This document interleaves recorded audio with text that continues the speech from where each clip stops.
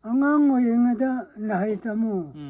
napangang kalinganda laltalahu haibasi asumbani masumna hojik lairiba pumna mak sati pumna mak ase aina hairiba taibasini saruno haiba sa haite haibate saruno. Hello mayam, ngasi jo anoba video amtanga puduna laksari. Ngasi ki video se ai goi nadi mamal yamena lawi maramdi khulsida natrasu akhoi gi maring hairiba fruit sida chahi kwaidagi yamba haitare akhoi khunjida ahal ama ai unabagi tanja ama laujage na semjarakpani. Ahal asi ai gi maningda leiriba ai gi naw kofun sigi moi pupu oidoine ko mama bu pokpa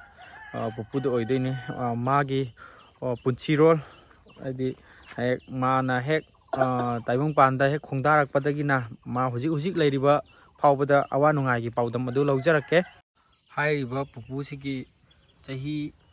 chama sugibagi 1923 de poga 2023 da chahi ma phagraba ko aduga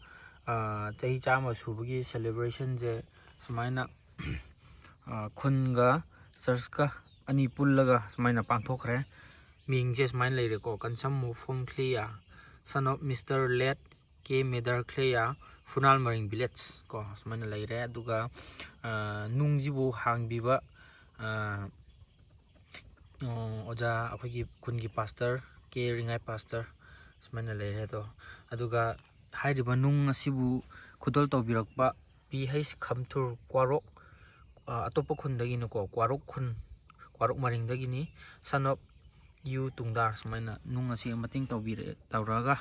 sumaina yamna chauna pangthokre. Chahi chama hena punsirakpanina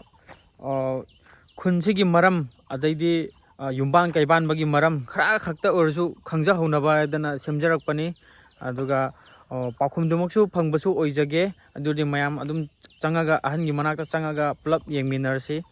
Ngasigi pupuda hangdaba wahang pahongje akhoi kophunna chathaduine ko phun kai hangdoino anbada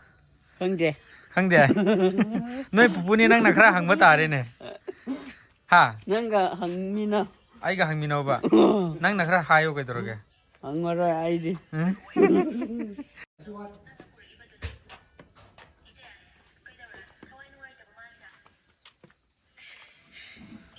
thoklaiba dodause pupuse oidoine ko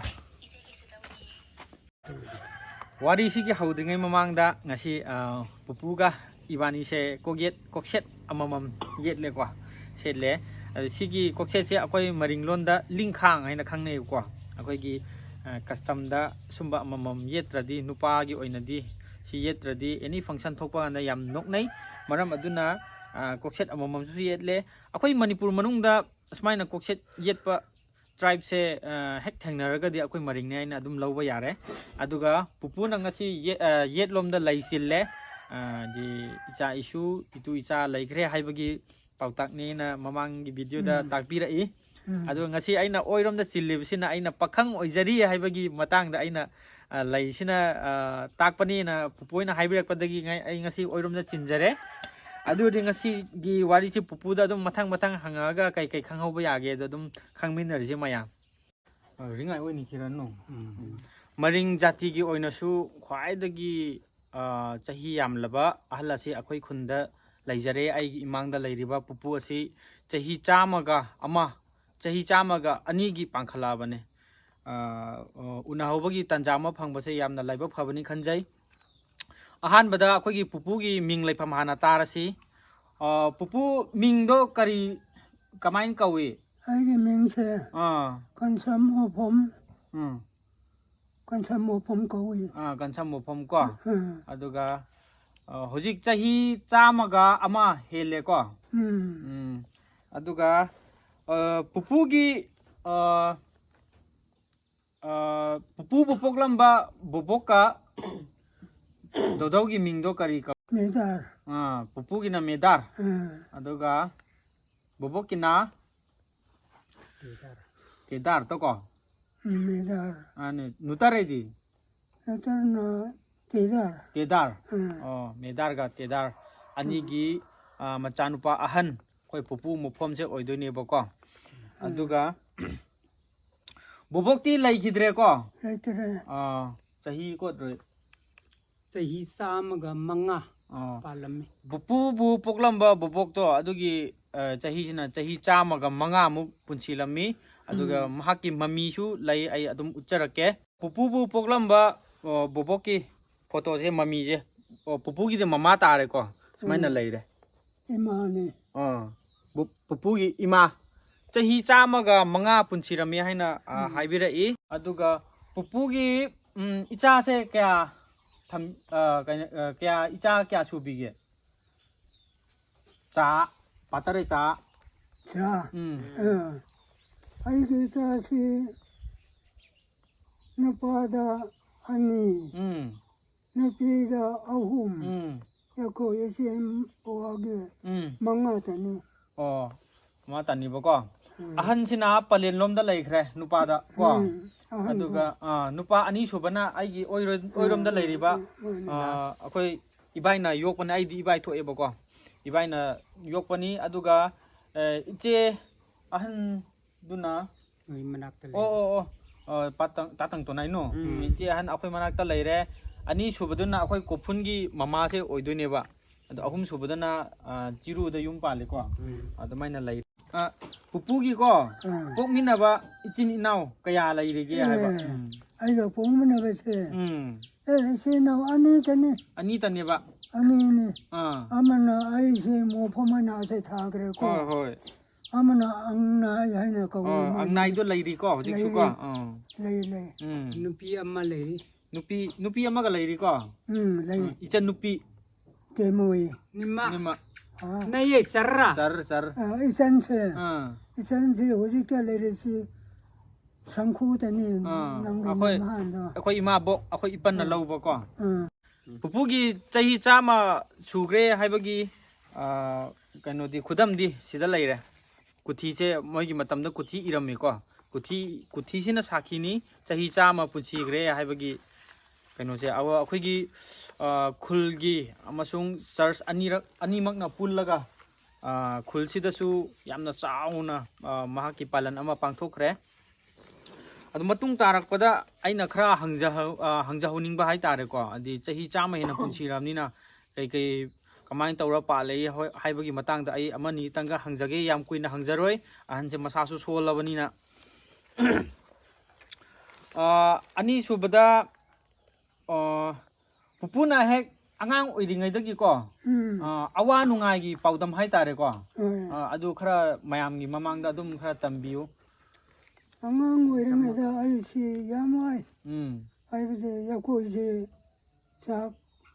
see Yamna, one in Chabanina. cheng wala sarakpa One in Sarapa.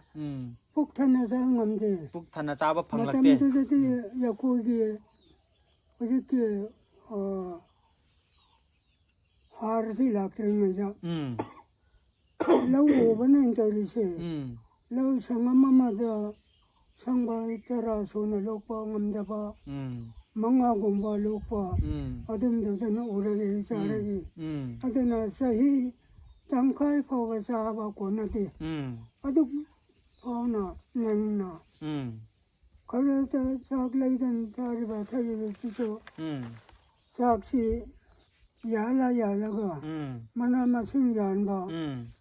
Adana Tragana. Suja kumba yanba, adam dadan sarakani. Haini mo thang tidar. Ai lauko lakpe, jangko hani di. Tu kimong makui, poi pani, jangi jangko la. Hai roi ni ani, ora riram leibera wakora. Leibera wana ti. Leibere lungkai kai to so. I say our mansat. I say I wana kai long mai. Nang huli sa de koi. To naro. Po moran sa le sa to angman moran so. I le sa de to. Da yaumak. I angman moran ne wa to kan. Kai wari ta we to kala. 아니 어제 그 가다 그 남래 엄마베 그냥 과 가봐요 그 팀줄네 과 가봐이나요 그 말이야 뭐라니 와서 그는 아는 손이 또 나올라 고티 토야 사르소 카나로 과몰라니 손은 그얘네 그 어디 난 나의 본시는 왜 tâm không một ra hay mà tầm mặc tao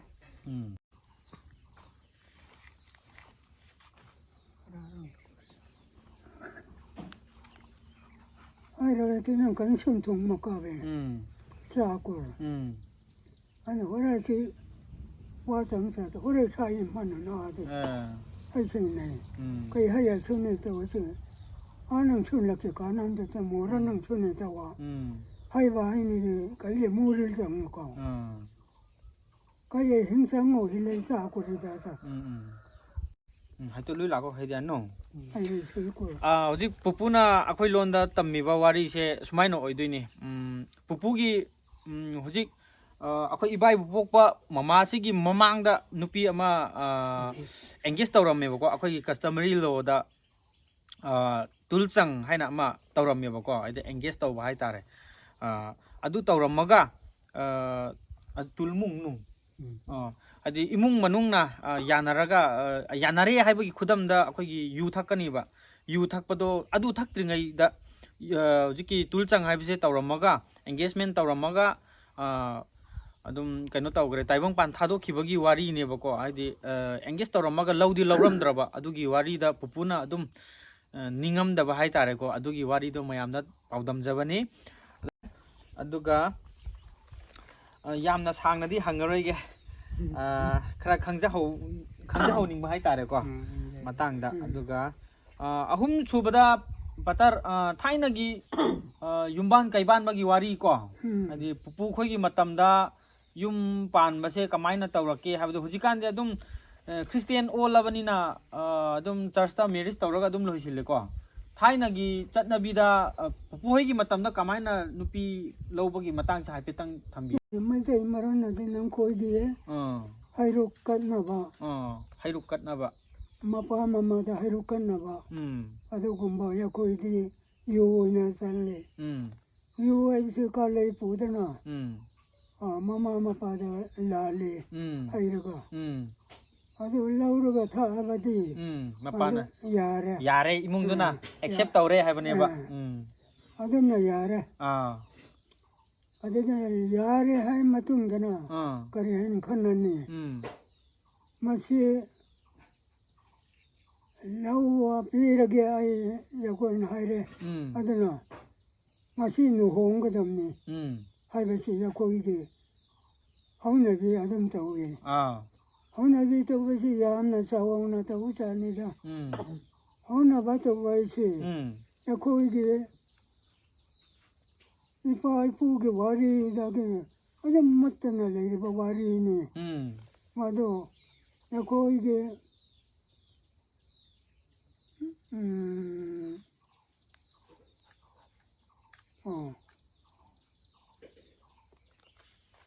ꯂꯨꯍꯣꯡꯗ꯭ꯔꯤꯉꯩꯗ ꯑꯩꯈꯣꯏꯒꯤ ꯂꯝꯕꯨ ꯆꯠꯄ ꯍꯥꯏꯕ ꯑꯃ ꯂꯩꯌꯦ ꯂꯝꯕꯨ ꯈꯝ ꯑꯅꯤꯔꯛ ꯆꯠꯂꯦ ꯑꯅꯤꯔꯛ ꯆꯠꯇꯣꯏꯕ ꯑꯅꯤꯔꯛ ꯑꯍꯥꯟꯕꯗ ꯆꯠꯄꯗ ꯌꯨ ꯈꯔꯨꯡ ꯑꯃ ꯊꯤꯜꯂꯛ ꯌꯥꯏ ꯌꯨ ꯈꯔꯨꯡ ꯑꯃ ꯑꯅꯤ ꯆꯠꯄꯗꯗꯤ ꯈꯔ ꯌꯥꯝꯃꯦ ꯑꯗꯣ ꯆꯥꯛꯁꯨ ꯈꯪꯒꯗꯕꯅꯤ ꯑꯗꯨ ꯂꯨꯍꯣꯡꯗ꯭ꯔꯤꯕꯅꯤ ꯍꯥꯏꯔꯤꯁꯦ ꯂꯝꯕꯨ ꯆꯠꯄ ꯍꯥꯏꯁꯦ ꯑꯗꯒꯤ ꯋꯥꯔꯣꯏ ꯄꯣꯠ ꯄꯨꯕ ꯍꯥꯏꯕꯗꯨ ꯑꯣꯏꯗꯣꯏꯅꯦꯕꯀꯣ ꯑꯗꯨꯒꯤ ꯃꯊꯪꯗꯗꯤ ꯂꯨꯍꯣꯡꯕꯅꯤ ꯑꯅꯤꯔꯛ ꯆꯠꯂꯗꯤ ꯂꯨꯍꯣꯡꯉꯦ ꯂꯨꯍꯣꯡꯒꯗꯕ ꯅꯨꯃꯤꯠꯇꯗꯤ ꯁꯟꯗꯪ ꯑꯃ ꯍꯠꯂꯦ ꯁꯟꯗꯪ ꯑꯃ ꯍꯥꯠꯀꯗꯕ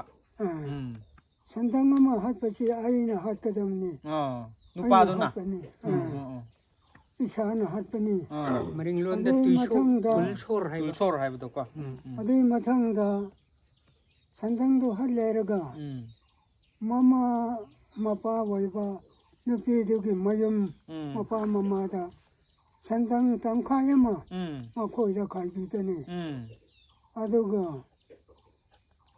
야코이나 아마까 망을 코이다 아마 비기덕디 음. 산당두기 음. 차마 파이 아마 음. 야코이 싱수하시라 자우께서 싱주 yenด้วยบะ ที่เราจะนำฮับแต่บิดะทุมคักฮับแล้วก็จัดนาวิมาตุ้งอินนะ 용통 그등다 누파 누고 이몽시 누파 가야래 아이바 마싱도 강하라 다 갈래라가 야고 이몽게 누파디 아니니 아ሁ니 망아니 하이도 아두고 마싱도 어저께 사도 마치 어머머머 니 마싱야 비기 때문에 Sayda lengaga. ใจจะเหลียงอะกะ 누피디 Chawyer 누파게 때문에 또 ปีกัน 비기네 อ๋อ 아들 마탕다나 อืม 야코이게 노홍 바하이바시 อืม 산당도 하려가 อืม 아hin다 อืม 남코이기다 하이데 하이자볼 보바이다 อ๋อ 마도 보바시 야코이게 야메 อืม 요 카롱아 서우바 아니 อืม 아도가 요 tum바 아니 อืม 아도가 tum바 마사 미보다 마 보바도 อืม 군차 보거든요 คุณทรามาซิงคุณทราก็ชิวยามินี่คุณทราก็ 아도 보거든요 อืม 아도나 보리가 อีไม่ยามิ 보리가 보바디 อืม 야코게 람보 시 안시나 อืม 야코게 sen봉아마 อืม 야코게 랑파이시나 용된 ซุ่มบะผีชินะก็ อื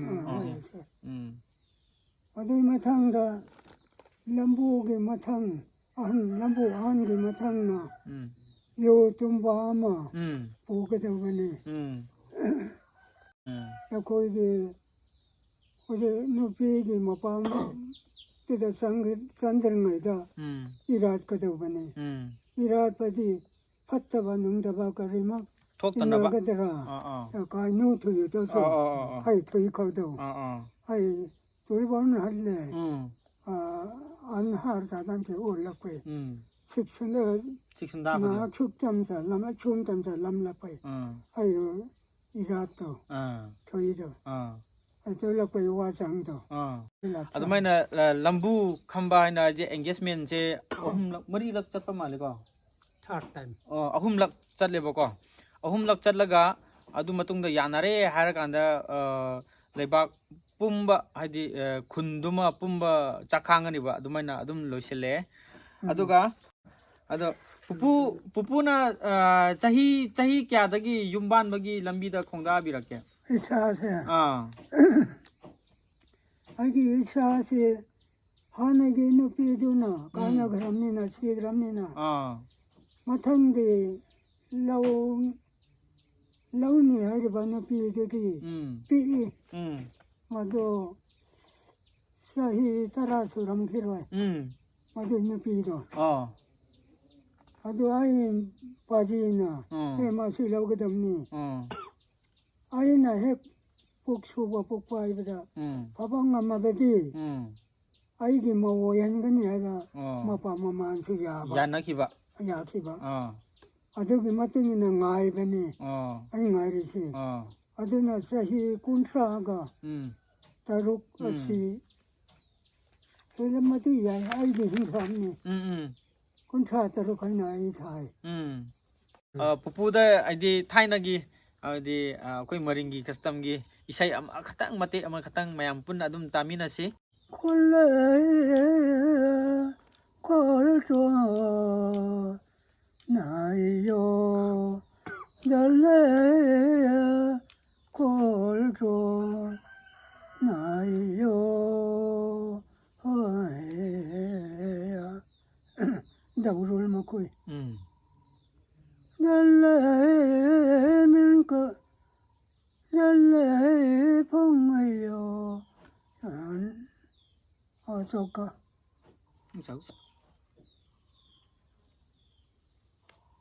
달래면 끝나 당에 아와줄 건 먹어야 될것 같아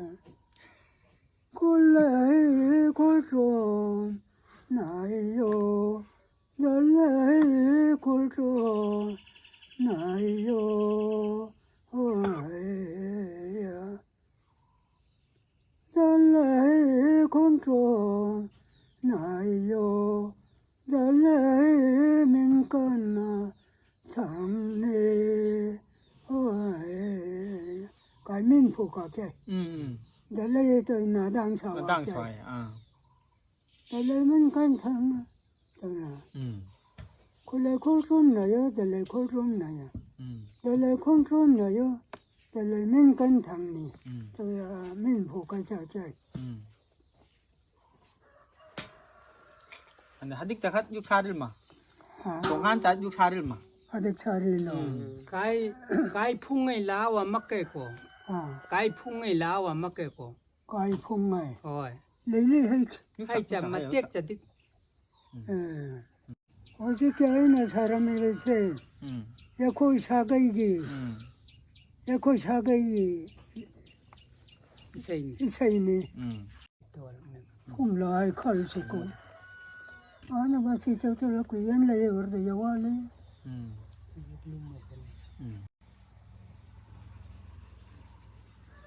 막자는 생각을 너랑아 ka asadi lara di darhanga to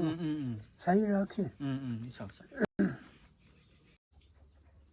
darhanga phangaya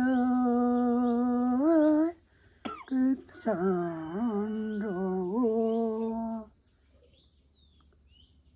ya taina kame kaya ko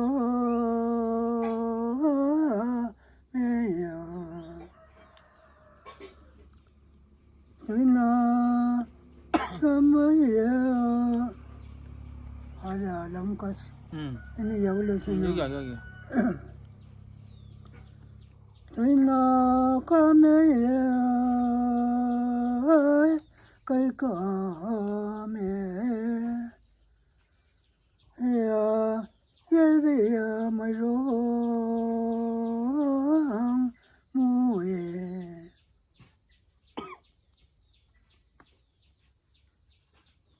그니 문이 하늘 또 문이 꼴도 보면 너희나 까매야 까매 야 열배 마이로 엄매 곤마에 사다 성먹고 như sao có bài mà 열배 마이롱어 엄매 나요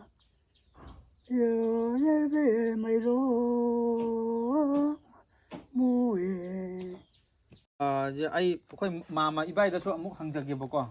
pu xe pu na hujik phao mai na yam masa kan na lei ba se mi loi na nga i bao con haidi chinjak to gi makha pon doi ne ba seng na di number 1 chinjak sine ba ko adu chinjak se kari kari oina di teacher mayam gi oina pulap chamin na bra na tra pupu gi na tonga na silla sa bra hai ba du gi matang da su khatam bi an si gi damak tai koina maru in pizza ba chinjak si koi chingda gi koina thajaba ai badi keno chemical jaudaba har yaw mana masing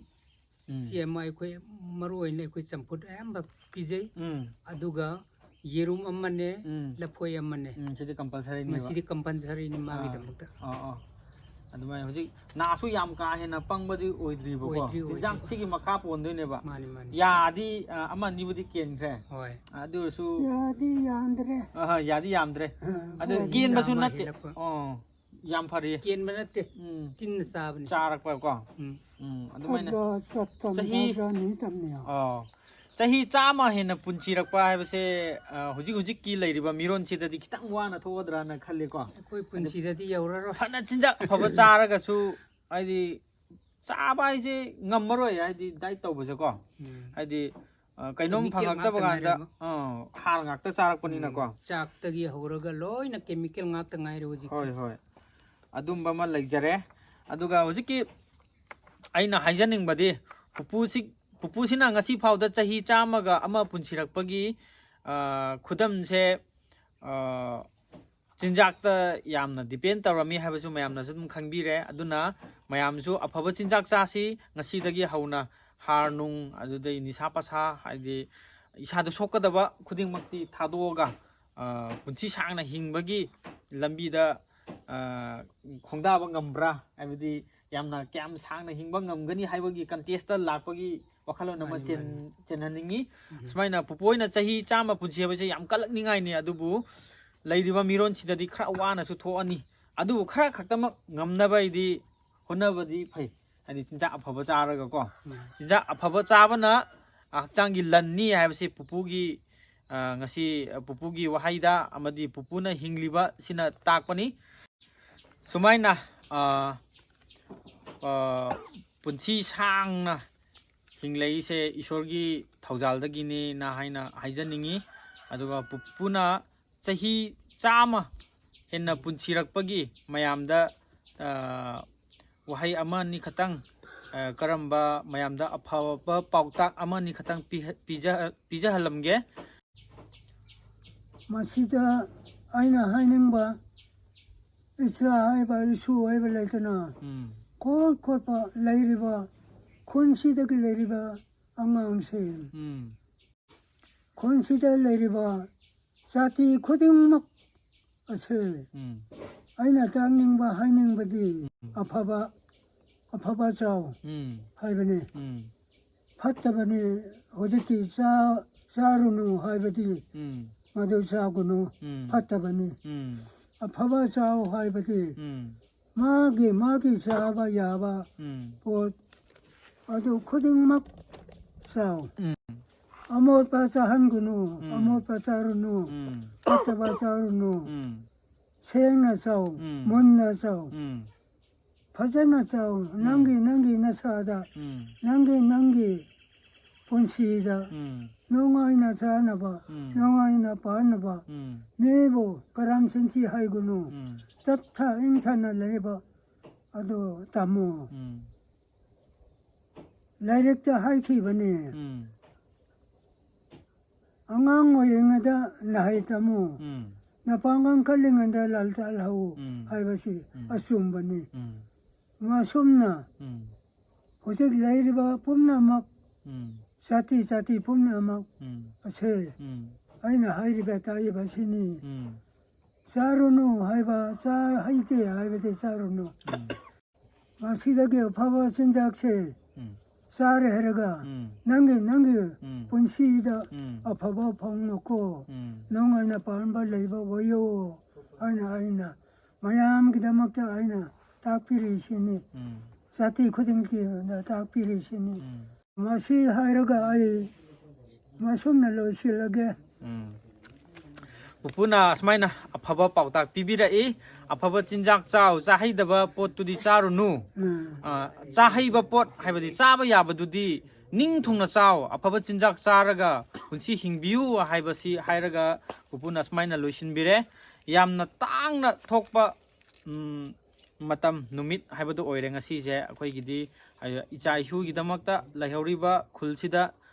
adaidi jati pumnamakta pupuna afaba pautak pibirame mayamnasu adu lausinbigani na khalli si hairaga mayam ngasi gi oinadi dum kainarasi